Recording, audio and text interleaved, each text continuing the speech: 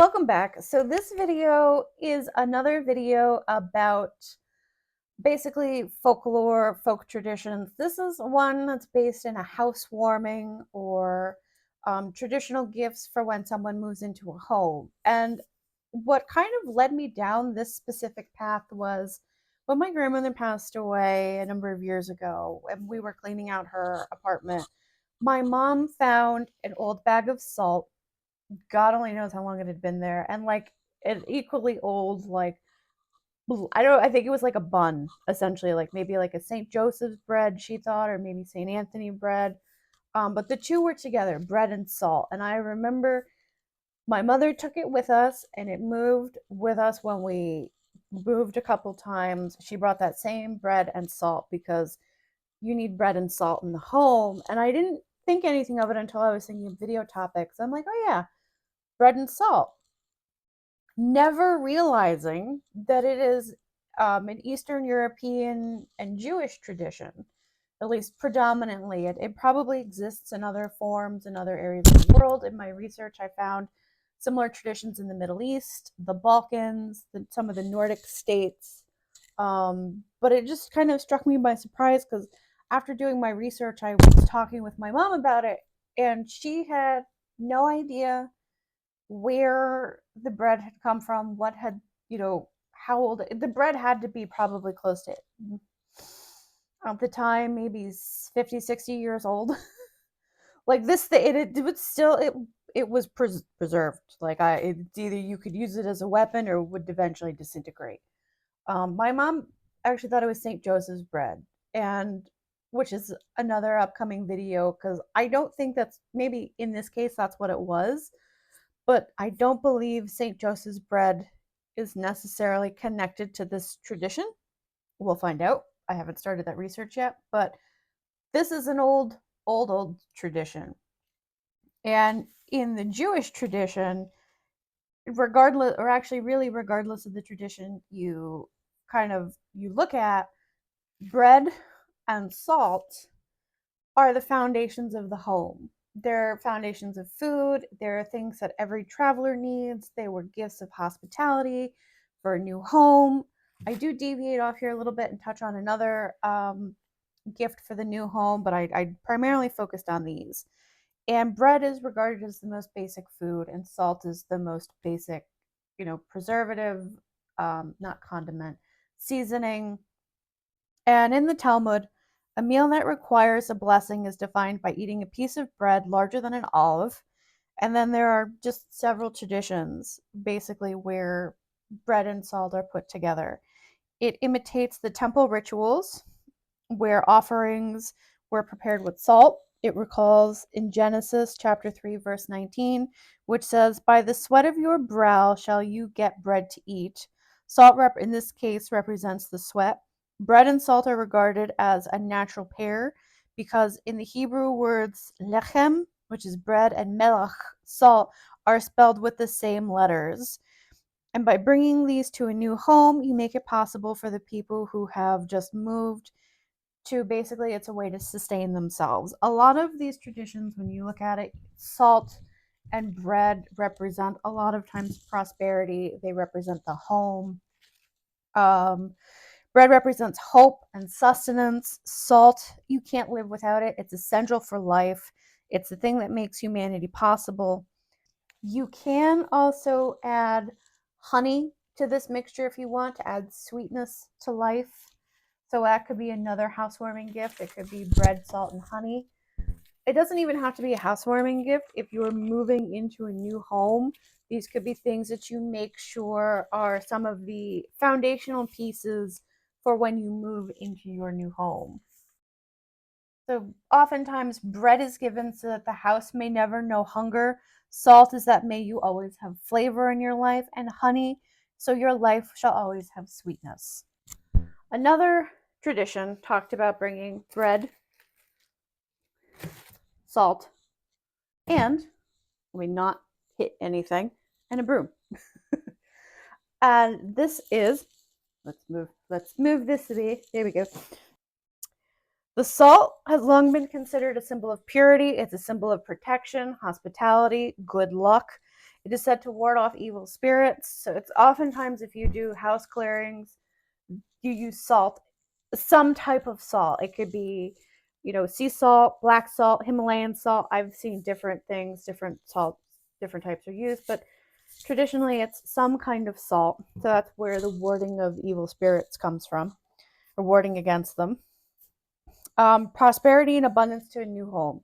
So in some cultures, at the housewarming party, everybody takes a pinch of salt and sprinkles it in each corner of each room to bless the home. There are also, I think I read a bunch of articles. Some people will put the bread and salt on the table and kind of sprinkle the salt on the table as a blessing. Bread is also a common housewarming gift. It represents sustenance, nourishment, and hope for a plentiful and prosperous life in the new home. It is often given in the form of a loaf or a basket of bread and is usually accompanied by a wish for good health and happiness. The broom, which is another traditional gift, symbolizes a clean start. In the new home, it is said to sweep away the negative energy or bad luck that may have accumulated in the space before the new homeowners moved in. And in some cultures, the guests will go through and sweep the floors of the new home themselves as a way to help the new homeowners get a fresh start. And these gifts, they probably are a little bit outdated, but they still exist, and they're still given in some cultures as a way of kind of carrying on the tradition, maybe with a slightly modern twist. I know sometimes, I don't know if it's in all traditions, but it's like how you sweep. You kind of sweep out the good luck. You have to like you sweep a certain direction to get everything out. Basically, what you're doing, a lot of these traditions for the new home is to purify, to bring in good luck, so that the new homeowners have a fresh start in their new space. Please don't fall. Often, too, the other thing was these were symbols of hospitality. So if someone was traveling and went to an inn, because a lot of traveling, because this is actually a medieval tradition, so a lot of this dates back to the Middle Ages in Eastern Europe, the Middle East and whatnot. Even I think I saw some of the Baltic regions or some of the Nordic regions. Travelers needed salt. It's something that there was a connection made that salt helps people function, and that it needed to be replenished after traveling so far, sweating it out, maybe not having the best diet, depending on the food that people carried. So inns and well, they didn't really have hotels. They were predominantly inns and convents and rest houses would make sure that they had some kind of bread and salt on hand. The tradition of using salt and bread as hospitality dates back to about 6 to 8,000 BC. And it was said that the Egyptians used the mineral in religious offerings and celebrations across the Middle East and Europe. It was also nutritious. It had a nutritious value, but because they were widely available, they could be offered by everyone. Salt became essential for travelers and was provided to guests that were arriving and that needed the much needed element of recovery. Salt is often so you do often when you bake bread. I'm not a bread baker. I've never actually tried it. My grandmother, my father's mother, was very good at baking bread. I never tried my hand at it. I have to, but you do put salt in the bread dough traditionally. So salt is often paired with bread as a sign of health and prosperity. Also, giving the two together are probably a sign of health and prosperity. Oftentimes, you'd give the bread and the salt, and then you'd give like a holy book, the Bible, the Torah, the Quran. In Arab cultures, eating bread and salt together was a way of having kind of forming bonds, sitting down and breaking bread with one another. In Jewish tradition, they used challah bread as opposed to maybe a white bread. Some people used rye bread or like a dark bread. Some used bread made from wheat, just depending on what area of Europe you were in at the time. That would basically kind of dictate what kind of bread you were offered. Now, in some of these things, I saw you gave sea salt. My grandmother had just plain old table salt. So by today's modern standards, I don't think it really matters what kind of salt you're giving. It could be sea salt, it could be table salt, it could be like Himalayan salt, it could be like the fancy kind of it's a weird thing to say, seasoned salt. So like the ones that are soaked with wine or are like smoky salts, the way they've been treated. Like you can get the like fancy, I don't want to say like high end, like spicy salts. I hope you know what I'm trying. Like I'm trying to explain it because I've gotten them at like seasoning stores, like or in the seasoning sections where it's like it's not just plain old salt. It's like gourmet salt. It sounds so strange to say that out loud, but hopefully you kind of get what I'm getting at. Basically, one of the things that's reoccurring in research was that it's this idea of sitting down and breaking bread together, creating bonds. It's just this idea of kind of creating a happy space in a new home or for hospitality reasons. Um, in Eastern European and Jewish traditions, it says bread and salt carries simple blessings. May you never go hungry. May your days be filled with flavor. Bread symbolizes hospitality and sustenance. While the salt was viable, it represents preservation and prosperity. So, in some traditions, what you would do is you would place a loaf of bread and a pinch of salt on the table to invite in abundance. If you were having friends over, you'd make some kind of bread that you could kind of cut and share with them. Is a small loaf and a jar of sea salt. So you would have a note with a blessing on it. Some families would add honey, or in one article I found olive oil for sweetness, to add flavor to the home, for health. You just kept it simple and full of gratitude, and you shared a slice of bread together. In other instances, you would want to bring a new broom. So we're back to the broom thing because this came up in two different articles. So I was like, well, I'll include it because it does make sense because you're going into a new home. You want to, sorry, you're going into a new home. You want to have the best experience. You want to make it a happy home. So you bring a new broom and leave the old one behind. Basically, it's more of a superstition. It's that an old broom brings new problems. So if you buy a new broom for your home and use it during your first sweep of the entryway, it clears out all of that stagnant energy. It basically is a symbolic reset. This home is ours. We're clearing out the energy from the old people, and it's especially meaningful if you're moving from one local neighborhood to another. Um, Basically, kind of, I would say, as a shamanic practitioner, one of the things that's generally suggested is that before you move in, or as soon as you've gotten in and settled, you clear not the house. So you have someone come in and clear the house, but you also clear the land. And what that does is it kind of just gets rid of any stagnant energy that's been left from the previous owners. If there have been problems in the home, so it was sold because there was a divorce, there were problems with the children, maybe there were health issues, even if someone passed away in the home, by going in and clearing out the home, it resets the energy, it refreshes the energy from the previous owners and allows the people coming in to kind of make their mark on it. And by clearing the land, you're essentially doing the same thing. You're clearing off any spirits, maybe from the last family or the last few residents, that don't really belong there, and they're not guardian spirits of the land. They're not there to protect the land. They just don't belong there. So it's like shoo shoo.